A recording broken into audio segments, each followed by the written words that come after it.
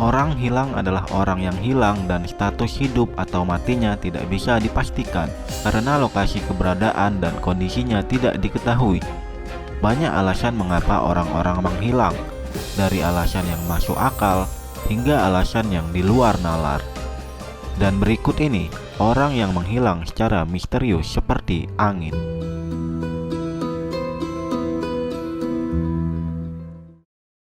Brian Shepard adalah seorang mahasiswa kedokteran Amerika Serikat dari Universitas Ohio.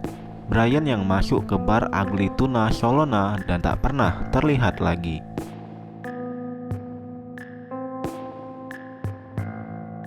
Pada tanggal 1 April 2006, saat liburan musim semi tiba, Brian dan dua orang temannya berniat merayakannya dan menuju ke sebuah bar yang bernama Ugly Tuna Solona di Columbus, Ohio. Pada pukul 1:15 pagi, kamera CCTV menangkap mereka bertiga, yaitu Brian, Clint, dan Meredith yang sedang menaiki eskalator untuk masuk ke bar. Brian dan kedua temannya merayakan liburan musim semi dengan minum-minum di bar. Pada pukul 1:55 pagi, 5 menit sebelum bar ditutup, Brian sekali lagi terlihat di kamera CCTV berbicara dengan dua orang wanita, lalu kemudian masuk kembali ke bar itu. Itu terakhir kalinya Brian terlihat. Pada pukul 2 pagi, semua orang keluar karena bar sudah ditutup. Namun, kedua teman Brian tidak bisa menemukan Brian ketika itu. Mereka berpikir bahwa mungkin Brian sudah pulang tanpa memberitahu mereka. Pada tanggal 2 April 2006, di mana itu adalah tanggal penerbangan Brian dan pacarnya Alexis. Namun, Brian melewatkannya. Pacar dan keluarganya mencoba menghubunginya, namun tak ada jawaban, dan saat itu juga Brian dinyatakan hilang. Bagaimana bisa Brian menghilang dan tak pernah terlihat lagi? Padahal pintu masuk dan keluar bar hanya satu, yaitu yang ada di depan.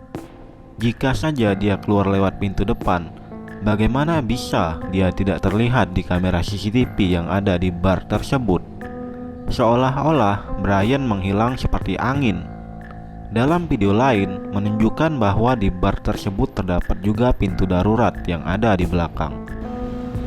And there's another emergency exit. So there's four emergency exits.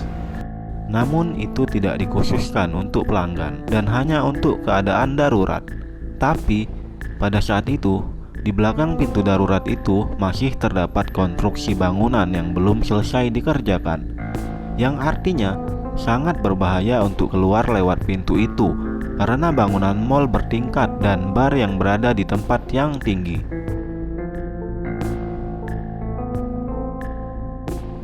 Setelah dilaporkan menghilang, polisi langsung melakukan penyelidikan di beberapa tempat, baik itu di bar maupun di apartemen Brian. Namun polisi tidak menemukan petunjuk apapun. Apartemen Brian masih rapi dan seperti tak tersentuh sama sekali. Begitu juga mobilnya yang masih terparkir di depan bangunan. Banyak yang percaya bahwa Brian bunuh diri, mengingat 3 minggu sebelumnya ibunya meninggal. Brian tak bisa menerima kenyataan itu, dan ia sangat terpukul dan putus asa. Bisa jadi alasan itulah yang membuatnya bunuh diri dengan melewati pintu darurat yang tidak ada kamera pengawas, lalu melompat dari pintu darurat ke konstruksi bangunan. Atau bisa jadi dia terbunuh di sana secara tidak sengaja. Lalu kenapa tubuhnya tidak bisa ditemukan? Kemungkinan tubuhnya sudah disembunyikan atau sudah menyatu dengan bangunan itu. Mengingat mal adalah tempat investasi, tidaklah bagus jika di tempat investasi ditemukan sebuah mayat. Detektif John Hirsch yang pernah ditugaskan dalam kasus itu mengungkapkan spekulasi saat dia berada di salah satu acara podcast.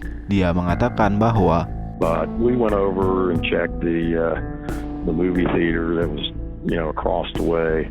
Checked out, the entire building from top to bottom to try to figure out if he could have went, in a different direction. And the basic indication right now is somehow he got down into the construction area and most likely got exited out of there. But again, we don't have anything that's on video to support that. It's just speculation at this time.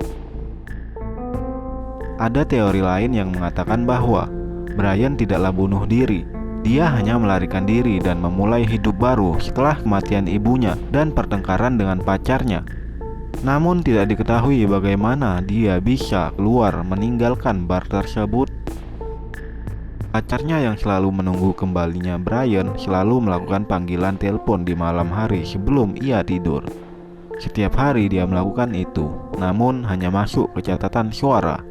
Sampai di mana keanehan terjadi. Saat itu, ponselnya terhubung namun tidak diangkat. Alexis melaporkan itu ke polisi. Polisi segera melanjutkannya ke penyedia jaringan. Namun menurut mereka, itu hanyalah gangguan yang terjadi pada komputer mereka. Pada tahun 2020, adik laki-lakinya yang masih terus mencarinya menemukan sebuah foto tunawisma yang terlihat seperti kakaknya. Ia langsung meneruskannya ke pihak FBI untuk diteliti.